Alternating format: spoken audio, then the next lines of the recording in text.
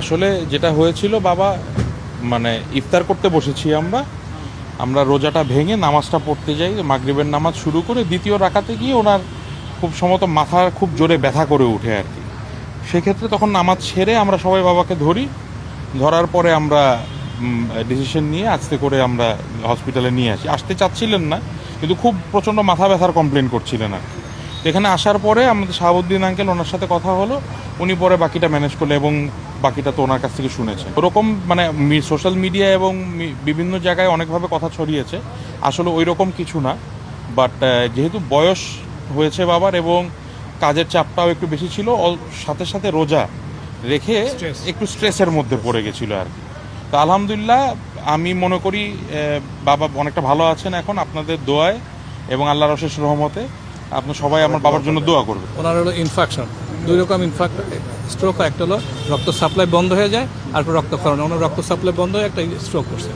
হ্যাঁ, সিঙ্গাপুর যাওয়ার প্ল্যান ছিল, বাট ওনার কন্ডিশন যে ডিটারেট করতেছিল, সেই জন্য ওই জন্য ক্যান্সেল করে আমরা একটা অপারেশন করছি, সাকসেসফুলি ডান।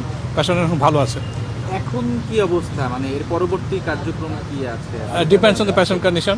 কালকে আমরা একটা সিটি স্ক্যান করবো, যদি ভালো থাকে পেশেন্ট কনজারভেটিভ ম্যানেজার থাকবে। এখন তো মাত্র অপারেশন হয়েছে, উনি লাইফ সাপোর্টে আছে, ভেন্টিলেটর আছে। এটা আমরা উজ্জ্ব করবো ভাইটাল দেখে, blood pressure, pulse, lungs, heart দেখে আমরা উজ্জ্ব করবো কালকে সকালের মধ্যে ইনশাআল্লাহ। নতুন বাংলাদেশ গড়তে এলো জুলফিকার স্টিল। জুলফিকার স্টিল, ইস্পাত দৃঢ় অঙ্গীকার। আসলে যেটা হয়েছিল বাবা, মানে ইফতার করতে বসেছি আমরা রোজাটা ভেঙে নামাজটা পড়তে যাই। মাগরিবের নামাজ শুরু করে দ্বিতীয় রাকাতে গিয়ে ওনার খুব সম্ভবত মাথা খুব জোরে ব্যথা করে ওঠে আর কি।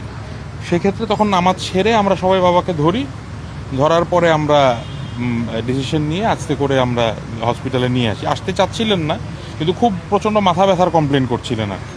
তো এখানে আসার পরে আমাদের শাহাবুদ্দিন আঙ্কেল, ওনার সাথে কথা হলো, উনি পরে বাকিটা ম্যানেজ করলে এবং বাকিটা তো ওনার কাছ থেকে শুনেছে। ওরকম মানে সোশ্যাল মিডিয়া এবং বিভিন্ন জায়গায় অনেকভাবে কথা ছড়িয়েছে, আসলে ওই রকম কিছু না।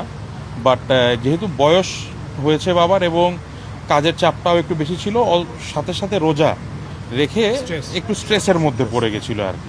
তো আলহামদুলিল্লাহ আমি মনে করি বাবা অনেকটা ভালো আছেন এখন, আপনাদের দোয়ায় এবং আল্লাহর অশেষ রহমতে। আপনি সবাই আমার বাবার জন্য দোয়া করবেন।